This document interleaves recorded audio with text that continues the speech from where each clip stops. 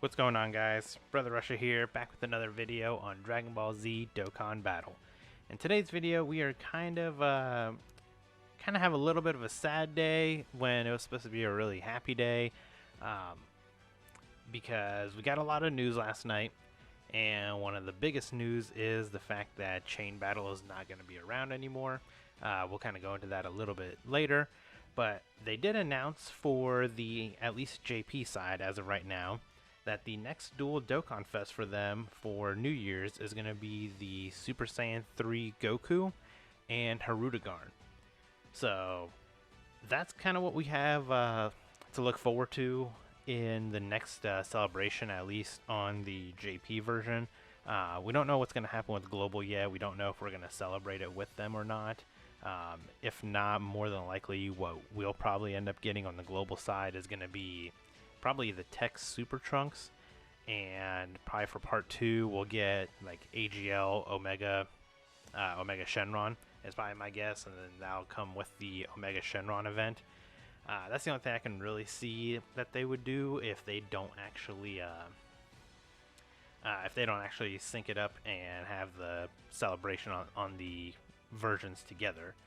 So this is kind of the image that they had yesterday from Jump Festa.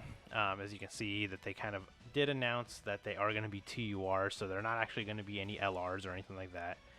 They're just going to be straight TURs. So maybe last year might have just been a just kind of like one of those one-offs, just because it was for a superhero.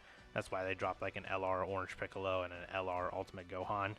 So they're going back to TURs, and this is kind of what we're going to be expecting from them. So I actually think it's a good idea that they're finally coming out with like a Super Saiyan 3 standalone Goku and a HIRUDEGARN standalone unit, because HIRUDEGARN doesn't have a unit by himself. If we switch over here to the wiki, this is all we have for Tapion and HIRUDEGARN in their entire movie. And HIRUDEGARN is literally just a transformation, like basically just a giant form, and that's it. He doesn't have his own unit. He doesn't do anything. All he does is just dodge attacks, which when you're in giant form, it doesn't matter because you're still not going to actually take any kind of damage. So him getting an actual unit is good. Tapion, unfortunately, just has no real representation at all in the game. We have like a pseudo Dokkan Fest, which is the tech one here. Or I'm sorry, the AGL one was the kind of like the pseudo Dokkan Fest. This one was a side banner unit, and then we have the LR form. So I mean, I can see maybe like the tech one finally getting an easy A. I mean, he is quite old now, so yeah, he's 6 years old, on JP side, and he definitely needs an easy A, which I'm sure with this coming celebration, he's probably going to end up getting it. And then the one that everybody's going to be talking about, of course, is going to be this LR Super Saiyan 3 Goku, which is the oldest premium unit that has not gotten an easy A at all yet. So he will definitely be getting an easy A, and I'd be very shocked if he didn't, because he's over 6 years old now. And I mean, he released about this time 6 years ago on the JP side, as you can see, because he came out on the 19th. So unfortunately, I think the problem with this is he is just Super Saiyan 3 Goku, and the unit that's going to be dropping is a Super Saiyan 3 Goku. So I think he's just going to be kind of dead on arrival at this point, because the Dokkan Fest is obviously going to be way better than what the LR is going to be. And I mean, they'll probably still make him really good, but other than him just hitting really hard, I don't see him doing much of anything else, because he's not really much of a defensive unit, especially because he loses 70% defense when you perform an 18 when he did his 18 key Dragon Fist. So the way that Dokkan does, they still keep kind of like the skeleton of the kit in here. So this minus 70%, they might lower it a little bit, but he's still gonna have like the same effect essentially as like the Tech Super Saiyan 3 Broly when he got an easy A. And pre-EZA, I mean, he would lose defense per orb that he got, and after his EZA, he still did that. So, unfortunately, he's probably just going to gain, I don't know, we'll say 250% attack here, and then maybe lose like 40% defense or something when he does an 18 key. Either way, I mean, it's still terrible, like, design in a unit. So, I mean, we'll see. Obviously, they're going to announce all the information soon. I'd say probably within the next week we should start seeing information on this. So that's kind of like what we have for that.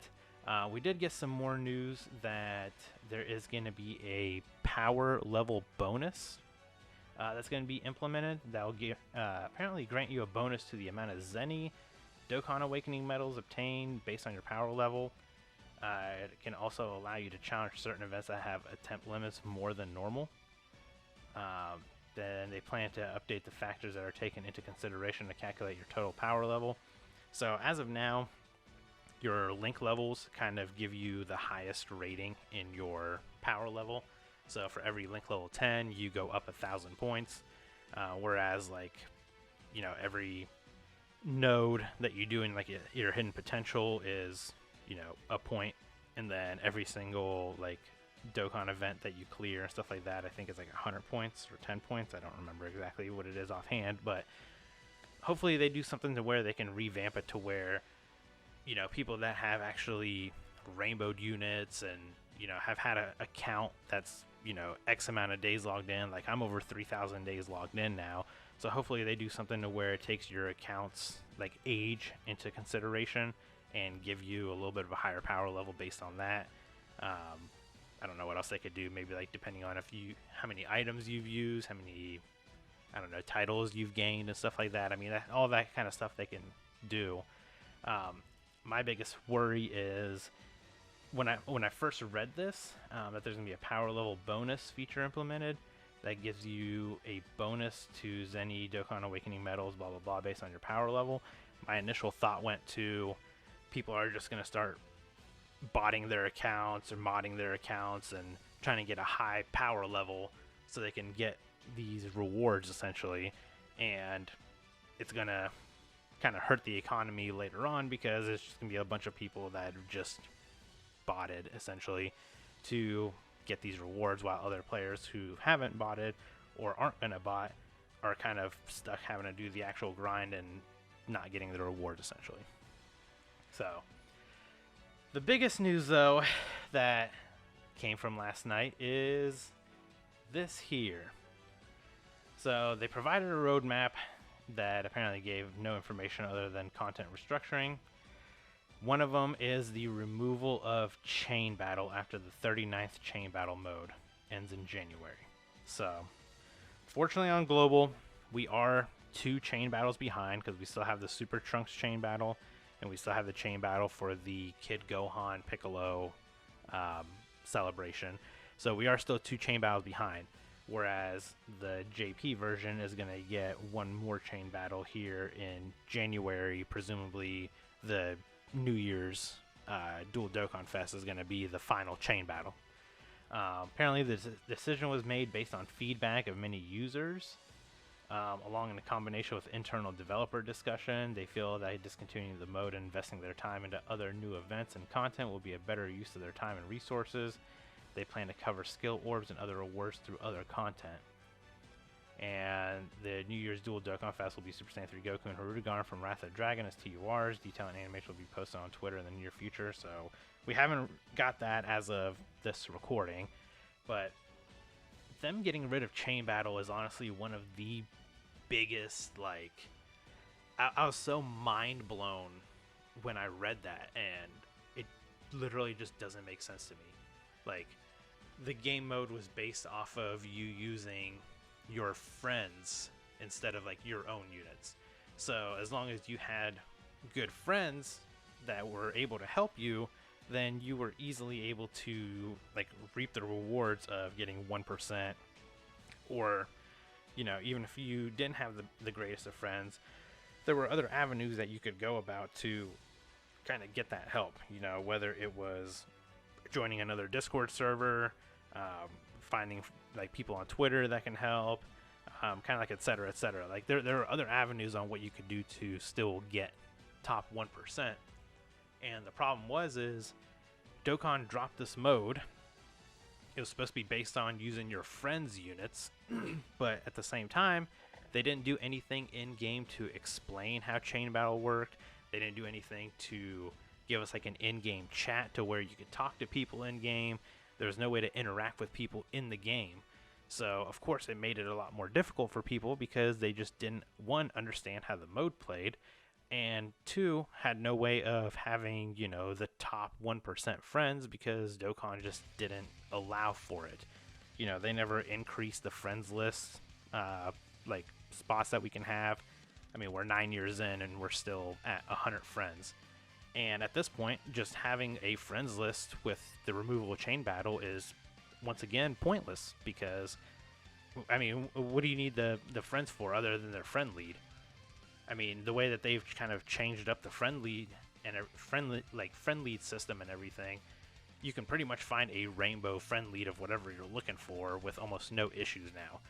And there's literally almost no reason to even have a friends list anymore. So the whole point of having the friends list was to get help in chain battle and using their lineups so you could score higher.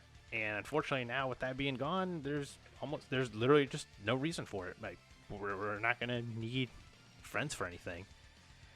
So I mean, it's a very, very unfortunate thing. I mean, chain battle was the reason that the server that I created is even around.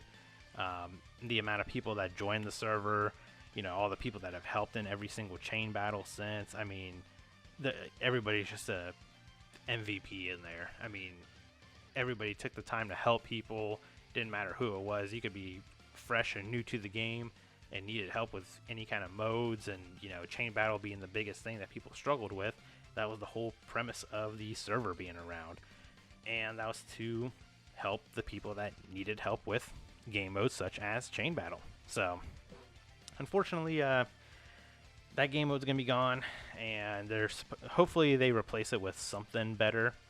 I assume they're gonna do something that's still gonna require you to have like whale friends in a capacity, and I'm really hoping they do something with like guilds where you can kind of do like guild raids or guild battles against other guilds to, you know, see who can kind of come out on top.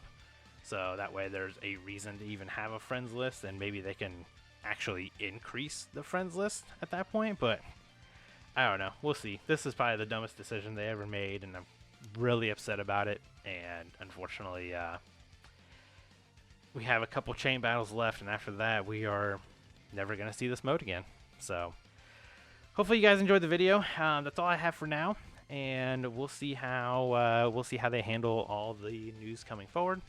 So if you guys enjoyed the video, consider hitting that like button. I know it's a little bit of a different video than I normally do, but this is kind of what we got. So if you guys enjoyed the video, hit that like button, consider subscribing, and I'll catch you guys in the next video.